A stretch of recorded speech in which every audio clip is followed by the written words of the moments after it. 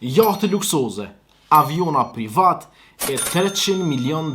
Ky është hetimi që po e ndjek Argentinën gjatë këtij kampionati botëror. FBI po e heton Federatën e Futbollit të Argentinës. Sipas raportimeve, hetimi lidhet me dyshime për mashtrim financiar dhe pastrim parash. E në qendër të çështjes bëhet fjalë për $300 milion që dyshohet se kanë kaluar përmes bankave amerikane dhe një kompanie në Florida. E këto pare lidhen me sponsorizime, ndeshje miqësore dhe të drejta komerciale të federatës. Raporti përmend gjithashtu edhe disa shpenzime luksi, aviona privat, jahte dhe transakcione të tjera të cilat janë duke u verifikuar.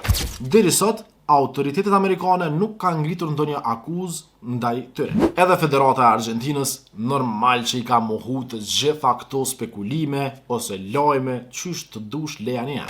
Ata po thojnë se këto akuza janë të lidhura vetëm politikisht. Derisa Argentina e vazhdon garën në Kupën e Botës, një luftë tjetër po bëhet jashtë saj. E në futboll, trofeet fitohen mbrana fushës, e besimi bëhet jashtë saj.